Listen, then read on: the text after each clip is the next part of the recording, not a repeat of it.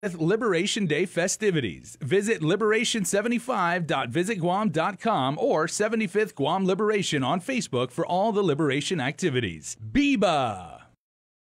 KUAM News Headlines is presented by Calvo's Insurance, serving Guam for 80 years. Matson and the Adahi Itanu program. Cars Plus reminds you to put your phone down while driving. Distractions won't get you there. Heads Up Guam, IP&E, Fueling Excellence, McDonald's of Guam, I'm Loving It, and steaks, ribs, seafood, and our famous Fresh Garden Bar, Ruby Tuesday. Good times you can taste.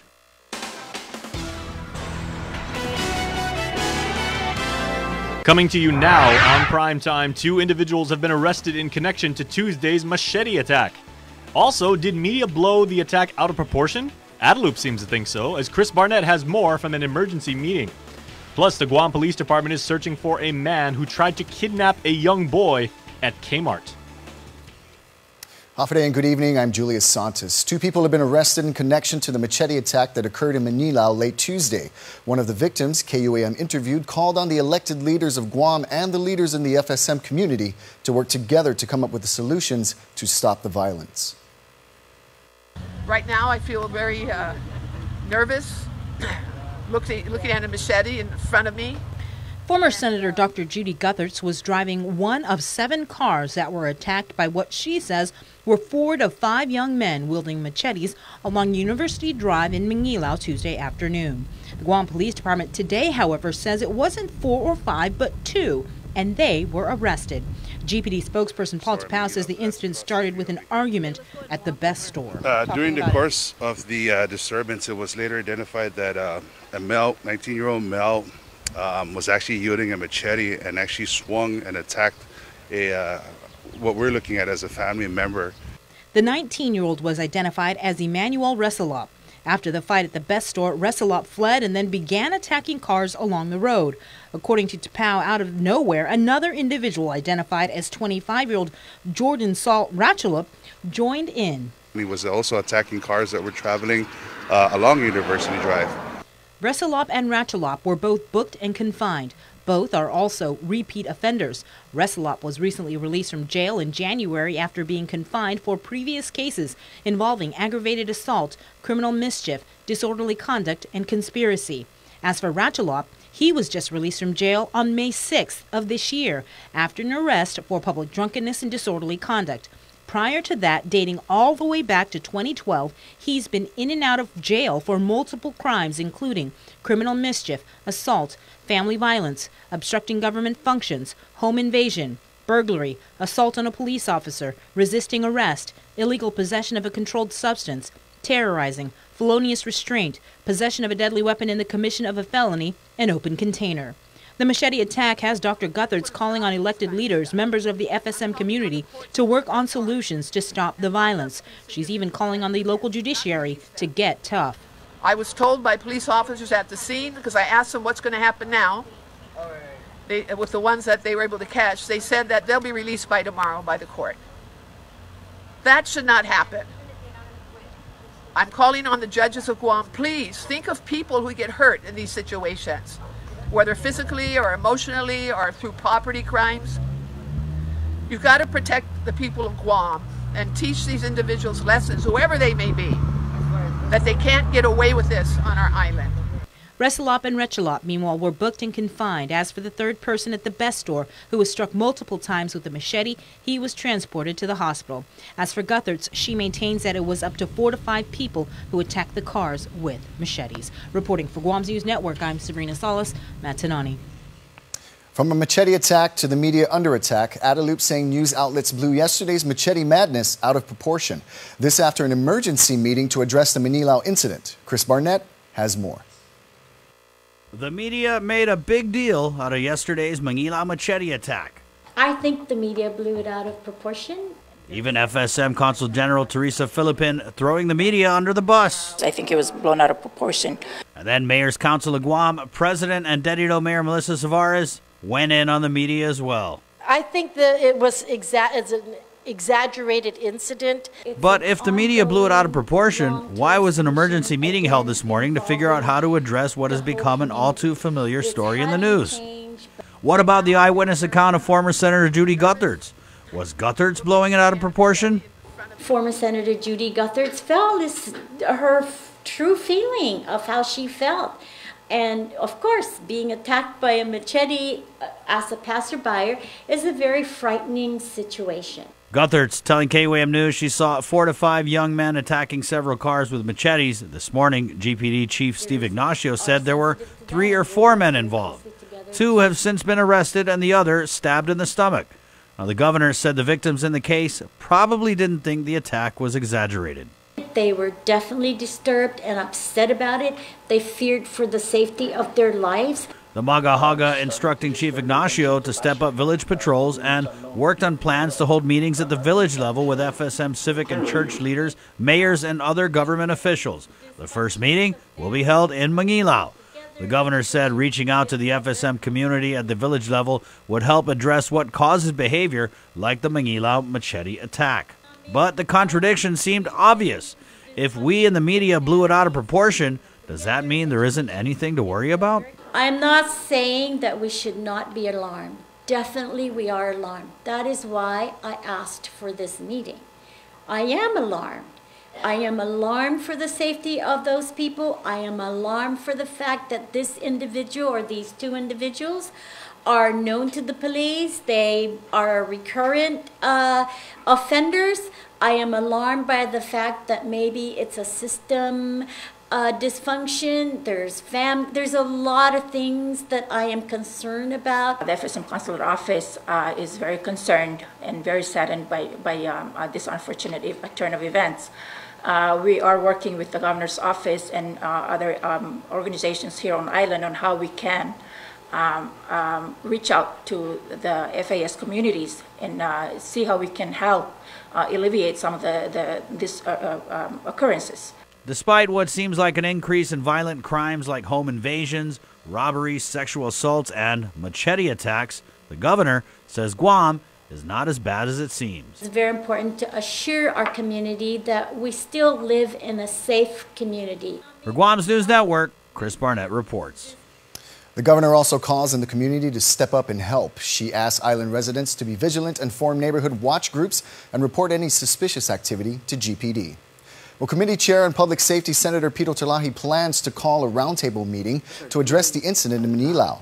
Among those he's inviting to include the Attorney General, the Governor, Lieutenant Governor, the Mayor's Council, FSM elders, as well as Superior Court Presiding Judge Alberto Lamarena. He hopes to open dialogue on issues FSM citizens face. Additionally, Senator Terlahi plans to express his concerns to the federal government. He says although the Compact of Free Association monies are intended to stabilize the conditions for FSM citizens, this is not the case. DOI's failure to consider the impact cost to Guam must be brought up again, he adds. And so now that you're up to speed, not just on exactly what happened with the attack in Manilao and what's being done about it by law enforcement and the mayor, what was the pulse of the island community after the news broke?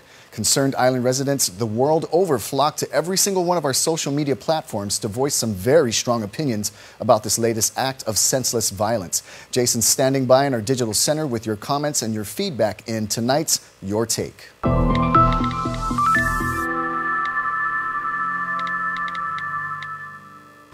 Okay, you guys, yesterday when the news broke about Dr. Gutherts being the victim of the attack in Manilao, you guys had so many comments, trust me, on every single one of our social media platforms. We need multiple screens to keep track of everything you were saying. Okay, over here on Twitter, Darlene M says, this has to be dealt with. How many more violent acts are going to be committed before they decide on it? So good reply to our tweet right there. Over on KUAM.com, Pescador Guahan says, this is why Guam needs a license to carry law. A lot of people are having that opinion, so you were not alone on that. Over here on Facebook, Familin Mafna says, I went to war for my freedoms. Now I have to worry about some punks here on my island. Ooh, that's pretty harsh. Odile Marie Taitano also says, shocked. This used to be a peaceful community I grew up in. That is very true. We heard that a lot across social media.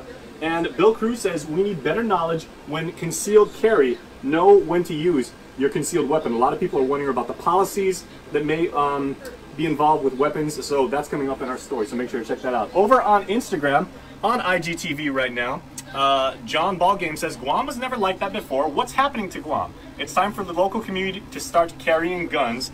And Cup and Saucer says, very well articulated, everyone has a part to play. So sorry you, talking to Dr. Guthertz, and your students had to experience this. That's on IGTV, so check out the doctor's speech on there.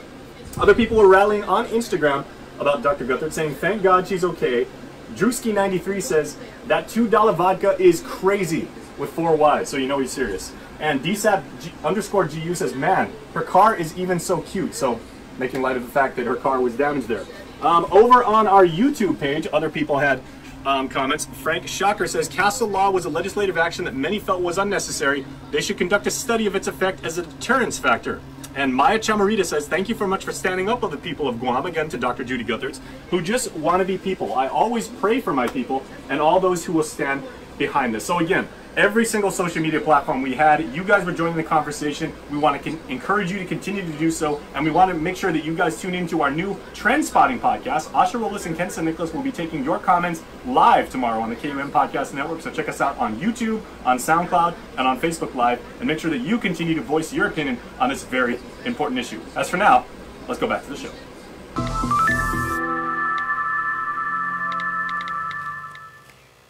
The Guam Police Department is searching for a man who tried to kidnap a 9-year-old boy at Kmart at around 8:30 last night.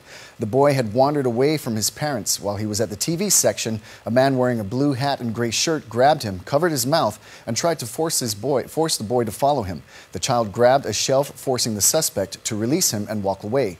The only other details provided are that the suspect is in his 20s and has a dark complexion. If you have any information, you are urged to call GPD dispatchers at 472-8911. In other news, a 41-year-old man is behind bars accused of raping a 15-year-old girl in Dededo. According to court documents, Glyph Wani allegedly walked into the victim's room, locked the door, and told her not to move or he's going to do something to her.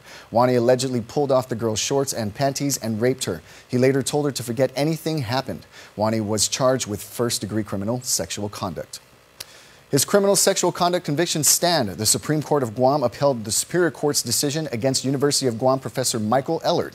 In July 2017, he was found guilty of molesting 2 students during a Halloween house party. Another winning bidder for the 75th Liberation Games of Chance has a black mark on their record. Su Go Kwan, a member of the House of Cards winning bidder Victoria Espinosa's organization, was fined $10,000 in 2011 for operating the then Liberation Casino during off hours. KUAM News files a 2011 lunchtime bust that caught gamblers red-handed. 50 gamblers were caught inside the casino, which was supposed to be closed. More than a dozen police officers swarmed the casino and casino operators Sugo Kwan and Jason Rai. Governor Eddie Calvo levied a $10,000 fine against Kwan and Rai for violating the casino hours of operation rules. Sugo Kwan is listed as a, quote, responsible individual to manage conduct of games, end quote, under House of Cards winning bidder Victoria Espinosa's bid information. Other names listed are H.E. Jiaxin, Huang Yubin, and Kenneth Espinosa. A resolution to the Menengan Memorial Land dispute. Mesa family spokesman Mark Colby tells KUAM News a meeting held today with reps from land management. The governor's office and the governor herself ended productively, with the family agreeing to allow access through their property to the Menengan Memorial on July 7th. Colby said the governor pledged to work with the family for future use of their property. The family had threatened to block off access to the memorial site if they were not compensated for Gov Guam's use of the property for this year and prior years. Colby said there was talk of compensating the family, but those talks are in the early stages. Well, stick around for more news here on Primetime. You're watching KUAM. There are more ways to experience Guam via KUAM News, giving you what you want, when you want, and how you want it. From smart devices, Alexa, what's in the news? Here's your flash briefing. Over the web, on mobile, on streaming platforms, with immersive, interactive formats, and via social media where it's more than just content, it's conversation. More ways to keep you informed and entertained whenever you want it, wherever you are, on whatever device you're using. We value relationships because when we commit, I love you guys until you're 80, until you're 90, until you're 100, forever. We are in it for the long run, so you can enjoy the moments that matter. Because when we commit to relationships, we never stop caring. Calvo's Select Care, health care that is always there for you.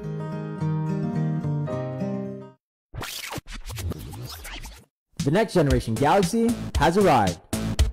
See it and believe it. The Infinity O display is the most innovative Galaxy screen yet. Capture the wider world. Take stunning photos with a 123-degree field of vision. Use your phone to charge other wireless charging devices. Don't just stand out, stand apart. Guam is truly a majestic place with its sheer natural beauty, wealth of beaches, and culturally rich landscape. Unfortunately, Guam has a real problem with unwanted invasive species. Help us in preventing their introduction and spread. The coconut rhinoceros beetle, the little fire ant, the African snail, Siam weed. These are just a few of the numerous invasives on Guam. Follow proper custom procedures when bringing plants and animals into Guam. Help protect Guam. Tell your family and friends about invasive species. To report invasive species, call 475-PEST. For those of you who drive past Polaris every day, you could see a change in scenery as the Guam Ancestral Lands Commission is in search of a developer. Here's more.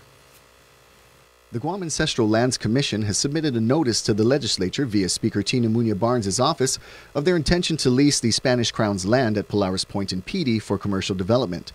The request enclosed a determination of need, or DON, for an exceptional term contract, which means the lease will extend beyond 5 years. The ancestral property is managed by the Guam Economic Development Authority. Gita Real Property Manager Larry Tovis told us that this isn't the first attempt by the GALC to lease out the Polaris property. Gita put out a request for proposal back in 2017. We've received one proposal after we let out the public notice and went through the process of procurement.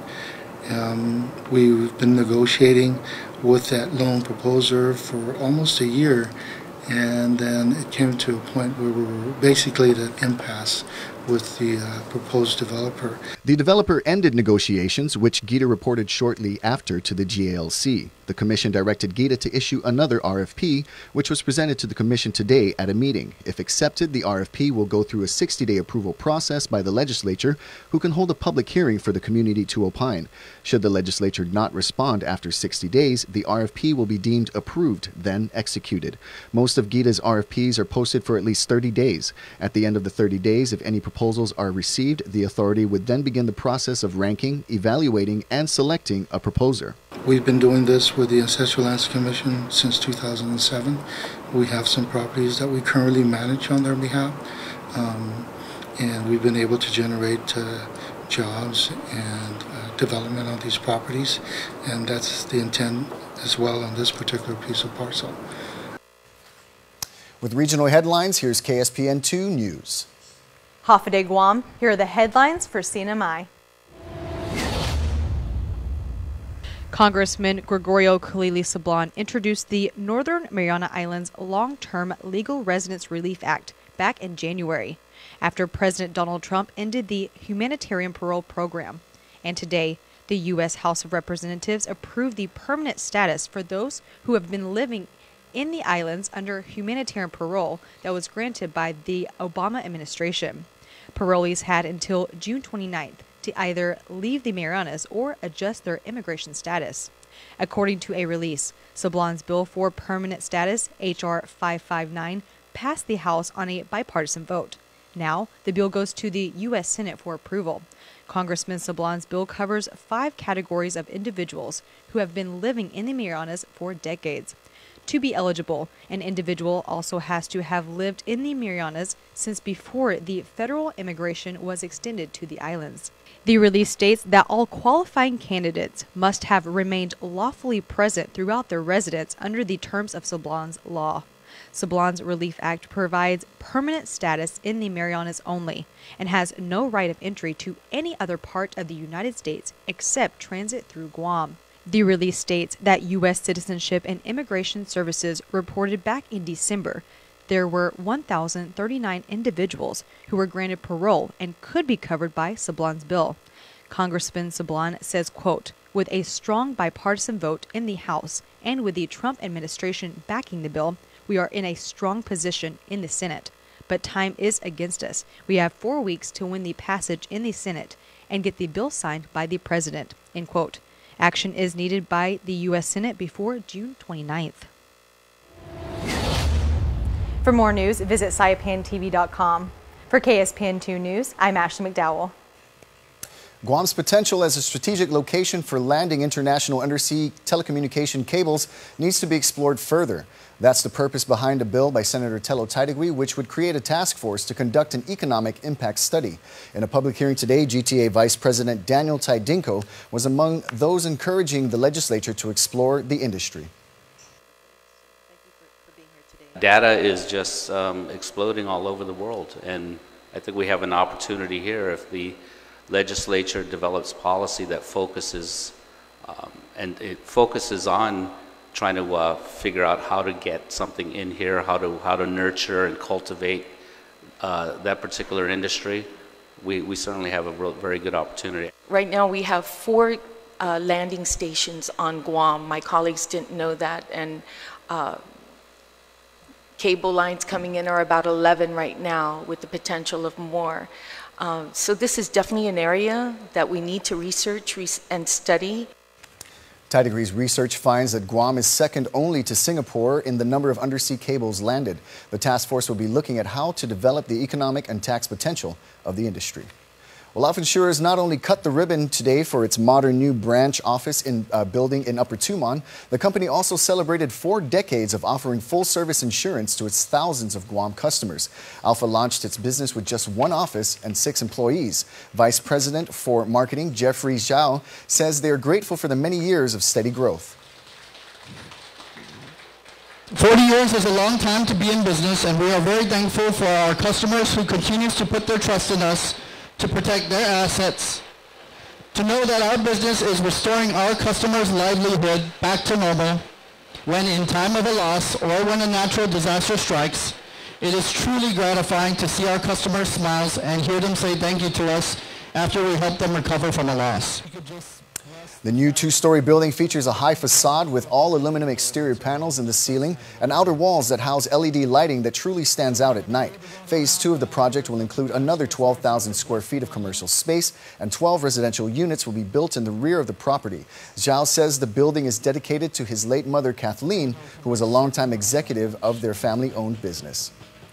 $350,000. That's the median cost of building a home on Guam, but one government agency is coming up with strategies to help those who can't afford it. The Guam Housing Corporation, an autonomous self-revenue generating GovGuam agency, is currently running a pilot program that finances home loans to existing Chamorro Land Trust Commission leaseholders. GHC President Alice Tyheran explained that the CLTC has given her agency 10 lots in Sagan Lanaza to build the homes. A few years ago, GHC issued an invitation for design for contractors who can submit plans for a home. So there's only one contractor that actually built on that piece of property, is in the corner lot, and we're in the process of helping the family to move into that home. Tyron says the GHC has had to update the IFD and it is currently with the CLTC. She states that she doesn't foresee any issues with the Commission's approval and moving forward with signing a new Memorandum of Understanding for the program. However, she did state that the real challenge is the fact that the median cost of building a home is already so high. So Guam Housing is in the process of looking to other ways to build maybe much more affordable homes. Tracking this bill as it goes along. Her plan is to work with the CLTC to coordinate a seminar with existing leaseholders to explain the process. In short, only CLTC leaseholders qualify for the GHC mortgage. The lessees can trade in their current lots for the program-approved lots in Sagan Linaza. She adds that CLTC Chairwoman Pika Feheran is excited about the program and has offered GHC an opportunity to expand the program to other infrastructure-ready locations once all 10 lots in Linaza are occupied. Well, the Grand Plaza Hotel and its tenants joined the over 700 private businesses, government agencies, nonprofits, and children who have signed the Guam Visitors Bureau Hafaday Pledge. The Grand Plaza Hotel incorporated the pledge as part of the hotel's rebranding program and invited its tenants, Mescala Chamorro Fusion Bistro, Wagaya, Ocean Venture, Pualani Spa, U.S. Explore and Study, Pink Jewelry, Vape Beast, Threads, ABC Store, Budget Car Rental, Izumi Karaoke, and Mixed Arts Movement. To take the pledge as well. The ceremony also included a tribute to the hotel's 22nd anniversary, the grand opening of Mescla. Well, sports is up next. Keep it here.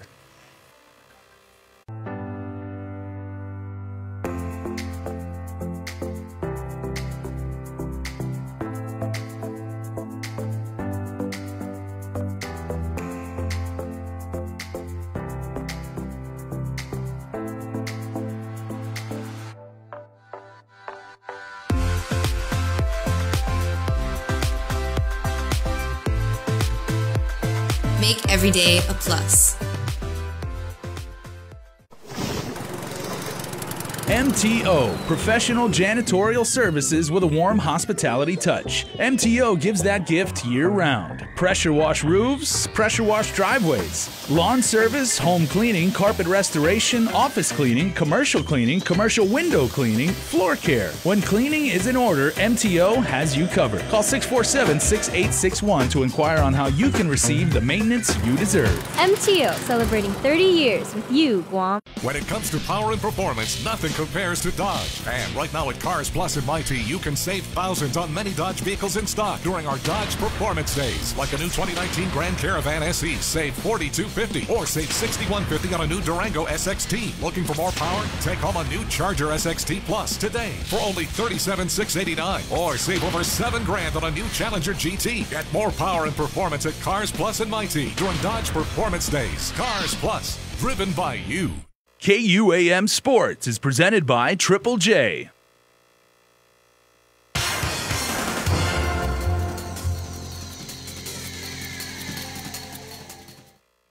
Dave Delgado here for KUAM Sports. Thanks for watching. In studio, Tennis Academy of Guam coach Joshua Cepeda. We're talking about the upcoming free tennis camp for clinic, first of all, for youth ages 7 to 16 years old? That's correct. Where's it going to be at? It's going to be at the Sheraton Tennis Courts on June 15th, and it'll be from 4 to 5:30.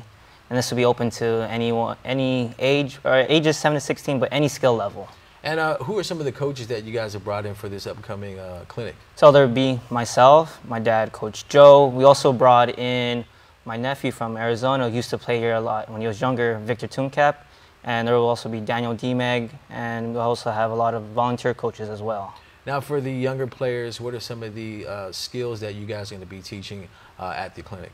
So we'll just be teaching them their basic hand-eye coordination with the tennis ball and the racket, then just the basic ground strokes like their forehand, backhand, some volleys, and some serves as well. And this is all going to be leading up for the summer camp that you guys are going to also be holding. That's correct, and that will start on June 17th.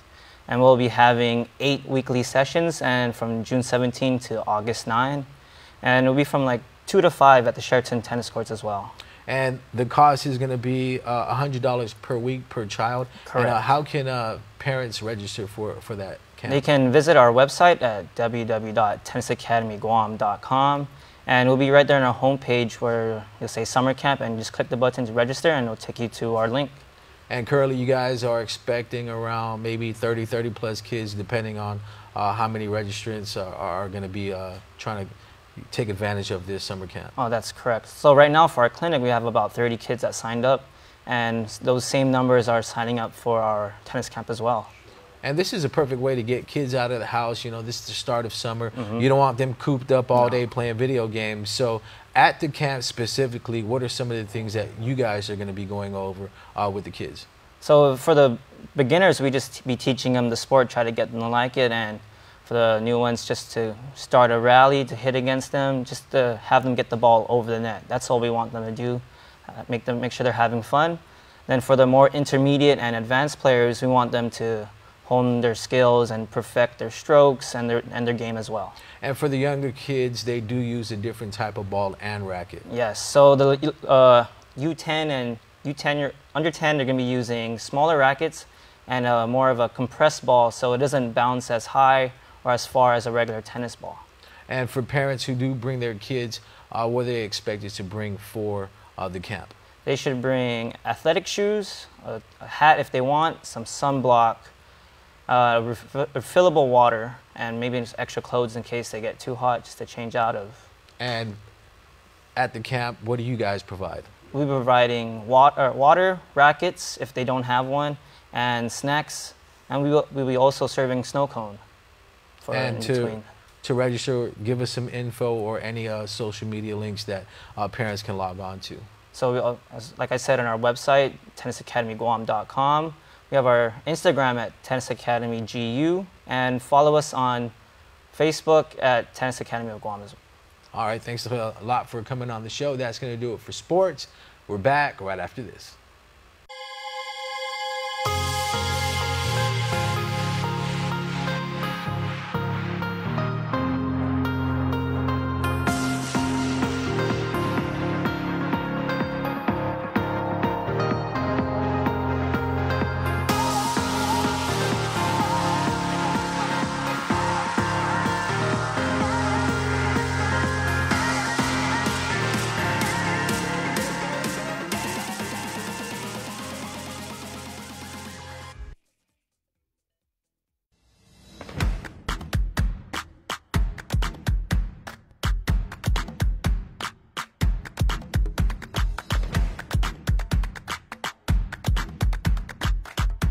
phone you want now on the best network and a plan that gives you endless data on chat, social, and music apps. Tell your Docomo Pacific rep you want now with access. Docomo Pacific, better together. Some conditions apply. Check out Triple J's spectacular deals going on now during the hot summer savings event. 0 down and no payments for 90 days. Get into a Kia Sportage or Mazda CX-5 at only $21,995 or $149 per paycheck. The big boy truck, the Ford F-150, starting at $282 per paycheck, or the Honda Civic starting at only $176 per paycheck. Triple J says yes. Purchase your next vehicle online at triplejguam.com today. Triple J, customers first. And before we close out the news tonight, our latest round of birthday shout-outs from the Cold Stone Creamery Birthday Club. A very happy birthday going out to Kaylee Uggan, and happy belated birthday to Jathan Uggan Chrysostomo. Happy 16th birthday to my son. Love, his family. Remember, you can be a part of the Cold Stone Creamery Birthday Club by registering online on KUAM.com. Now be sure to include with your photo your name and a birth date. Well, that's going to do it for us here in the news, but stay tuned. Jason is next with Extra. Closed captioning is brought to you by IT&E.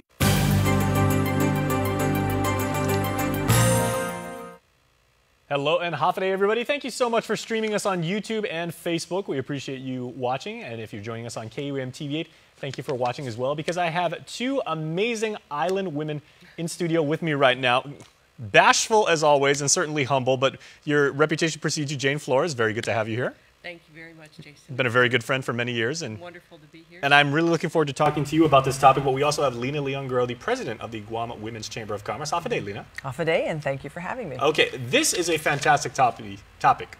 It's a very interesting, very wide-ranging topic. Okay, now I'm sure you would agree that it's not good to bury the lead as a longtime journalist and everything, so let's get right to it. We are talking about the minimum wage forum that the Women's Chamber of Commerce is putting on. Certainly, a minimum wage topic, it knows no gender. This affects both male and female employees, or however you identify these days and everything. So what major issues will you be talking about when you guys put on this forum? Well, for us, we actually invited experts in economics as well as in human resources. So we're going to actually get their input and then be able to ask them questions. And Jane is going to actually moderate. We have a panel of six people, experts coming in today. Okay, and again, Jane, I'm going to ask if I can tap your expertise, again, as a longtime journalist and everything like that. This is not a new issue. This has gone back many, many generations. Absolutely. And, you know, one of the things we want to do is give our members as much information about a possible minimum wage increase as we can. How will it affect small businesses versus large businesses? How will it affect benefits? What if the minimum wage increases, you know, and businesses have to decide, if I raise my wages, what do I do to offset that with costs? How do I do that? So I think our panel will really be able to help the members to discern all that. Even with small businesses, you know, being very astute and paying attention to economic trends, what are some of the misconceptions, Lena, that you've seen with when these concepts tend to come up and somebody says, we want to raise the minimum wage? Of course, the workforce goes crazy and they're, yes, we're all for that. I can finally put my kid in private school. I can, you know, pay off my house earlier, hopefully, and everything like that. But what are some of the common misunderstandings? You know, I'm not so sure if there's misunderstandings as much as people have different takes on it, right? So some small businesses think that this is going to affect their bottom line, and how are they going to be able to compete? I think that there are some employers who wonder how it's going to, like Jane said, affect their ability to offer benefits, and what's it going to do to their pricing, and again, what's it going to mean to the community. But I think that there are many employees and those in the workforce that wonder, why isn't this important to the organization to improve the baseline wages of their frontline employees, and how is that not going to benefit the company as a whole? So, you know, it's really it's going to be interesting tomorrow to see how both small and large companies alike, and economists, excuse me, look at those particular issues and how they might affect the individual as well as the companies. And you don't have to have a PhD in microeconomics to just say that if you are a small business owner and you're the one responsible for cutting the checks, you say, okay, if we're not having sufficient revenue coming in commensurate to a increase in minimum wage, where does that money come from? You have to do the math. And what am I supposed to do? Right. Absolutely. Right. Okay, so fantastic. Yeah, I think some of the conceptions are, everyone thinks that if you raise the minimum wage, it will help people in poverty. And poverty is has so many facets to it that they say the minimum wage doesn't really, raising it doesn't affect poverty. There's so many other things, education level, geography, generational, being on benefits, things like that. Also, one other perception is that the minimum wage, raising the minimum wage, harms the lowest level workers, because you'll have companies who say, well, if I have to pay someone $10 an hour, do I want to hire somebody who doesn't have a high school diploma or somebody who doesn't have any training? Right. So that might be a factor too. Would you also say, Lena, that there's a decent argument that can be made from the salaried staffers, and they can maybe say, like, okay, if the gap between a minimum wage staffer and maybe say somebody with like 2 or 3 years experience who is now on salary, if it begins to narrow, then they can say, why don't I just go on minimum wage and I can, rack up overtime now? Yeah, I mean, I suppose. Because I've heard that too. Right. And for sure there are folks that are wondering if the lower wages go up, should everybody else's wages go up? Exactly. I'm not sure. And I that's necessarily we did a survey, and some of our respondents from our members said if the minimum wage increases, then everyone is going to ask for a raise also. Exactly. Yeah, so there's that aspect too. So without giving away too much of what you're going to talk about at your forum, would you be able to kind of gloss over some of the results of that survey? Well, I was just telling Lena, I went over the results of the survey, and we had about around 50 respondents, and they ran the gamut. There were some people who said, it won't affect me at all. Some people who said, I'm going to have to raise prices. Some people said, I'm going to have to cut employees' hours. Some people said, I'm going to have to lay people off. So it runs the gamut. It depends on whether you're a large business or a small business. There's no one-size-fits-all for this issue, I think, and that's what's important to know. Can I naively say that this would mainly affect those small businesses that deal mainly in retail, not so much in the service industries? I would think that would be a good educated guess, that smaller businesses it would affect more. I would think that they would be less able to absorb this. Now, we have tomorrow, I will tell you actually who we have. We have Joe Bradley from the Bank of Guam. Excellent. He is Senior Vice President. He's been an economist for 42 years. He knows everything about economics on Yes, Guam. It's Joe and it's Gary Hiles. Gary Hiles is also going to be there. He's been a chief economist for the government of Guam for 30 Gosh, you guys have the 1927 Yankees right now. Murderers row. Kate DeKnight Gale from the Guam Employers Council. She's got a background in HR. Excellent. And Charlotte Huntsman, who is the current president of the Guam Society of SHRM, the Society for Human Resource Management. James Martinez, president of the Guam Contractors Association, and Mary Rhodes, who is of course president of GHRA. So I think we have all of the people that have the most employees that will be affected by And that's this. a lot of institutional knowledge in the same room. Okay, so we have to go to commercial break, but can you please let us know how people can register for this? Sure. So you can either go online, so the Guam Women's Chamber, it's guamwcc.com, so you can register online, or you can pay at the door when you come. So we are going to be at the Dusatani tomorrow. 7:30. 7:30, the doors open. We have a general membership meeting at 8, but the panel begins at 8:30. All right. Well, thank you so very much. No, thank you. Good working with you. Good to see you both. Thanks, Chase. Thank you very we'll see much you there for having tomorrow. us. And we will see you right after this commercial break.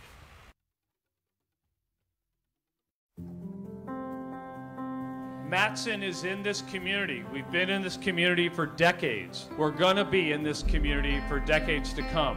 Things will get busy, things will get quiet, but we're going to be here. We're your hometown carrier. And that matters to us. Reliability is the core of our business. We take pride in ensuring that we arrive in Guam on time as scheduled. It's our local employees who understand the market, who understand the business, and provide that hard work for you each and every day. When we hold ourselves to high standards, our customers also hold us to high standards. We establish good business relationships that turn into friendships. That's why it's so important to be here and be trusted by your customers. We want you to trust Matson like your friend, like your family.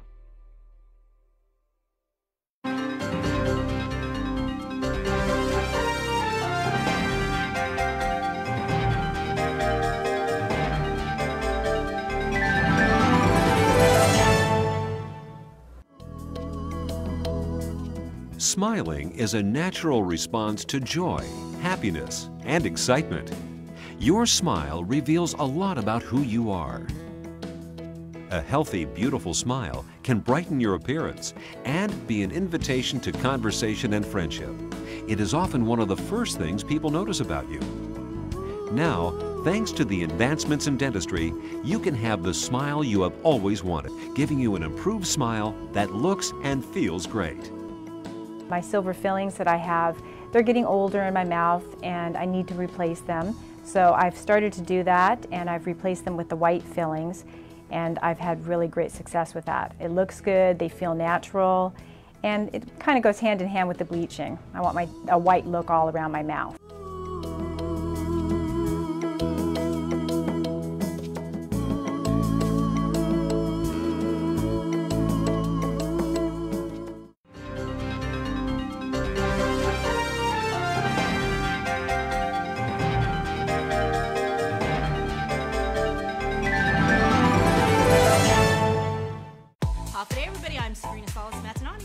And join us every last Monday of the month for the after party, where we talk about news and views. Party! All right, everybody. Joseph Camacho is here on the KUAM couch, and we are talking about the Healthy Heroes Summer Kids program. It's something that our friends at Payless do every single year. Joseph, Hafaday. Hafaday. Hi, welcome to KUAM. Thank you for doing this. Okay. Yes. It's a fantastic way, obviously, of getting young people in a good state of mind, knowing what to eat, knowing when to eat, and knowing how much to eat. I'm assuming, right? Yes. Okay, yes, so, yes. so please tell me all about this program. It sounds fantastic. All right, so this is our third annual Healthy Heroes Summer Kids program, and we are excited to execute this camp this year because we're doing things quite differently. And one of the major differences is our guest speakers and our daily curriculum that we're doing in the day. But one thing that's not changing is our mission. And our mission is still to spark awareness, inspiration, and empowerment to these healthy heroes to live healthy and sustainably. Mm-hmm. And the way we broke it down is each day is going to be broken into different themes. And so we have our Health Smart Monday, which the kids will be learning about nutrition. And we have Education Tuesday, which they'll be more hands-on, learning how to create, use culinary tools and learn techniques, and also assembling different recipes as well. And then we have our Go Green Wednesdays, where they'll be learning about environmental sustainability. And then Thursday, which is my favorite, it's a Fun Fit Thursday. So kids will be interactive with some of our gym partners to teach them the importance of fitness and workouts. And for parents, that's when they'll sleep good that night. Yes, because you guys work them out. Yes. So parents, you're welcome. Exactly. And then Friday is our Hafaday Friday. We will be taking the kids to the Manhita farm, followed with a special guest speaker from the Amit farm to teach the kids how to create coconut candy the old-fashioned traditional way. Ah, the Antigua style. Yes. Very nice. Mm-hmm. Okay, cool. Mm-hmm. So this is a proper summer camp. I mean, kids are going to learn about a lot of things. How long does this go for? So we broke the camp up into 2 sessions. It's a week long. Mm-hmm. Session 1 is on June 24th to the 28th, and session 2 is July 8th to July 12th. That's perfect. So some families might be thinking, we're going to take a summer vacation, we're going off on a trip. Mm-hmm. They can just put their kids in this camp and have something really cool to tell their cousins in the States about. Yes. And if parents plan on signing up the kids for both sessions, the first session, the guest speakers on the first session won't be the same as on the second session. So it won't be repeated. So so we have a total different guest speakers coming in for the second session. Okay. Yeah. Now, some people listening to this might be wondering, they're like, okay, what if I have a child that isn't exactly in tip-top physical condition? My kid, maybe is a little bit on the heavier side, they've had some health problems, gets sick a lot and everything like that. Do kids have to be, peak fitness to participate in this? No, this is the perfect program for them because it goes back to our mission. We want to empower them and build confidence and make them know that, that healthy choice is an easy choice. And as far as the workouts, we want to make sure that everything is catered towards the child and building confidence and making them be a true healthy hero. Mm-hmm. And so by the same token, it's not for kids who just are Yeah. maybe not in shape right now. So any child is Any basically child welcome. is welcome to take our Healthy Hero Summer Kids program. Okay, what ages are we talking about? We are talking from 7 to 12 years old. Very good. Yeah. Okay, so that's kids that are, they're at a really critical time in their life. They're very impressionable. They retain a lot. Information, yeah. Yeah, so like I'm sure all the lessons and all the hands-on interactive stuff they're going to take with them for the rest of their life. Yes, exactly. I like the cooking part too, because kids should learn how to cook at that age. Right? Yeah. Yep. Yes, I totally agree. Okay, how many counselors do you guys have, and what is your involvement in this camp too? So I'm also a personal trainer and a cardio boxing instructor, which means which is why Fun and Fit Thursdays is one of my favorites, because I get to interact with the kids as well, as far as teaching them the fundamentals of working out and being active outdoors. So you got Drill Sergeant Joe Ritter. In a more fun, enthusiastic way. And in a positive way. Yes. Okay. Yes. How much is the cost, I'm wondering? So the cost is $190 per session, and that's very affordable for 5 days. That's very good. Snack and lunch is also provided every day, so you don't got to worry about your Healthy Hero. They will be well fed. Okay. And also, upon sign up Monday, they do get a Healthy Hero apron, a Healthy Hero reusable bag, a community care salad jar, and a certificate of completion at the end of the session. So all of that. So on day one, they get all this gear. Yes, they get all this gear. Yeah, they basically get a diploma at the end of day 5. Very Yep. nice. Okay, so what are we talking about as far as hours in the day? Like when can kids go there? Because obviously if parents work, they're going to say, is this an entire day camp and stuff like that? Yes, we actually have the kids as early as 8 a.m.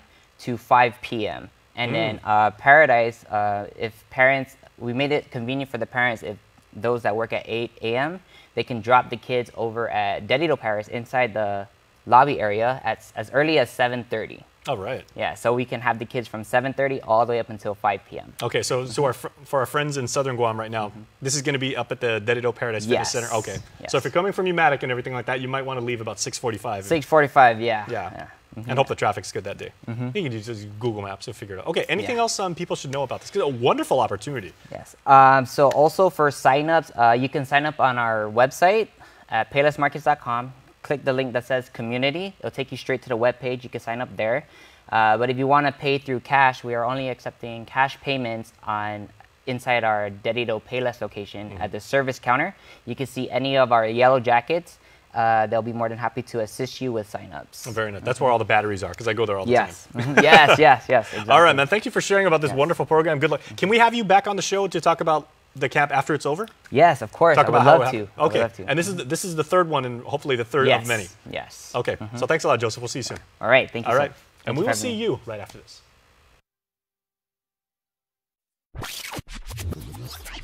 The next generation Galaxy has arrived. See it and believe it. The Infinity O display is the most innovative Galaxy screen yet. Capture the wider world. Take stunning photos with a 123-degree field of vision. Use your phone to charge other wireless charging devices. Don't just stand out, stand apart.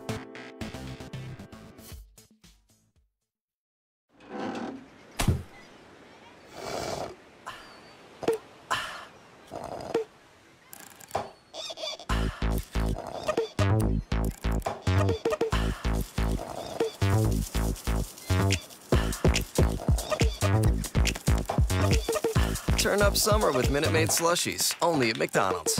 Enjoy 3 refreshingly chill flavors, new sweet peach, blue raspberry, and fruit punch, while summer lasts.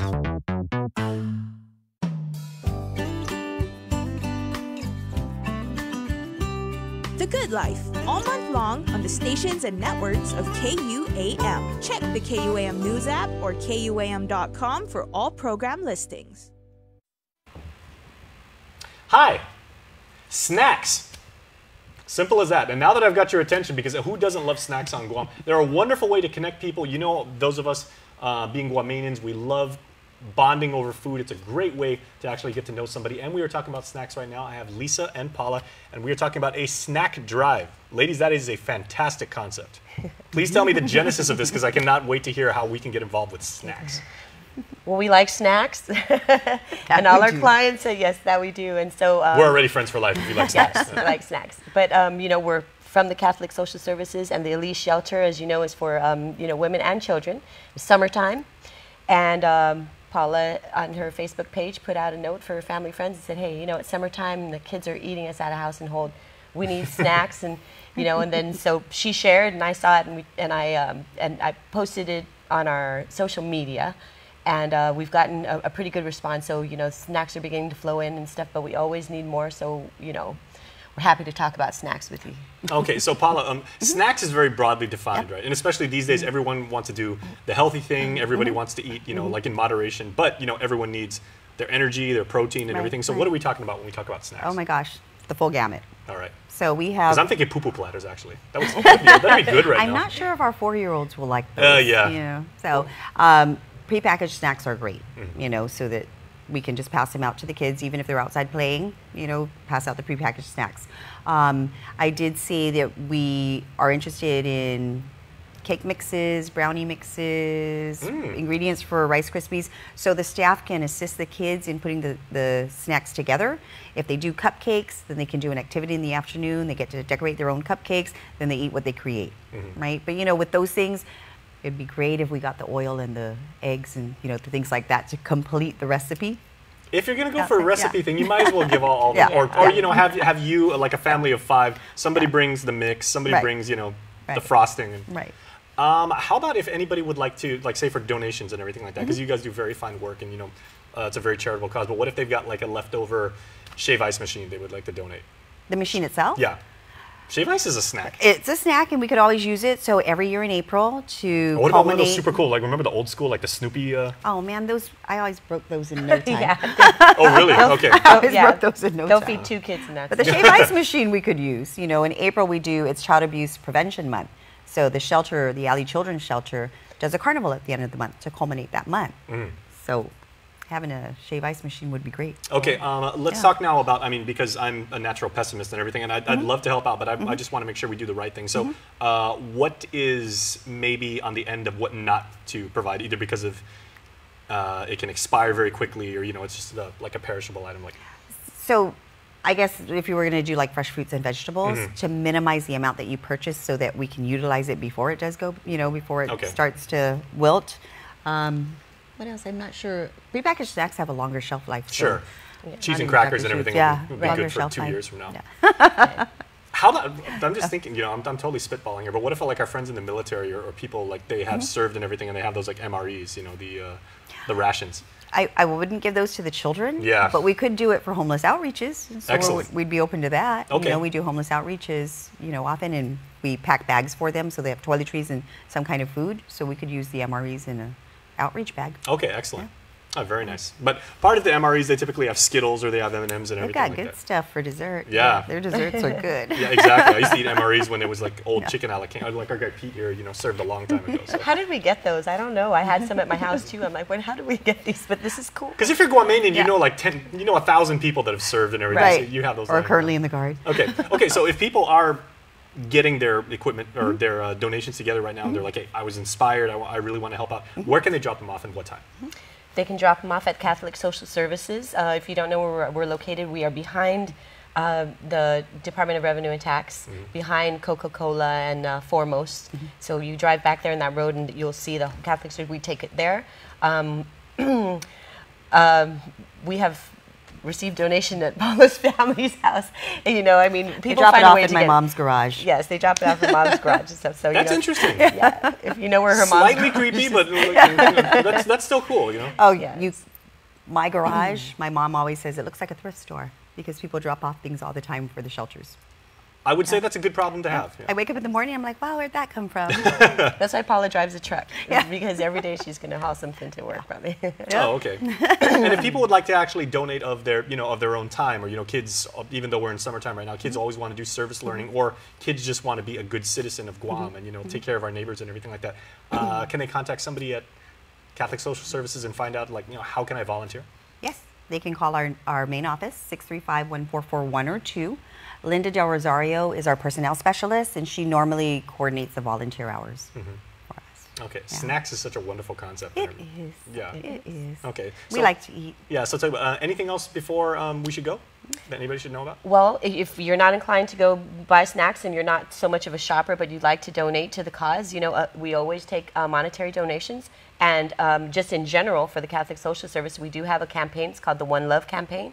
And that pretty much, you can go online to our website and you'll find a link. We accept PayPal and I believe credit and debit cards that you can make a donation. Our One Love Campaign is a commitment to pledge a minimum of $1 a month. That's super affordable for everybody. And if we could just have, a few more people come and donate, it benefits all the programs of the Catholic Social Service. So. And it goes an immeasurable distance and everything. Yes, so. absolutely. All right, so Lise, Paula, thank you so much for what you do. You guys want to go get a snack? Let's go get some cupcakes or something like that. Okay, we're going to go get some cupcakes. We'll be back after this commercial break. We'll see you in a bit.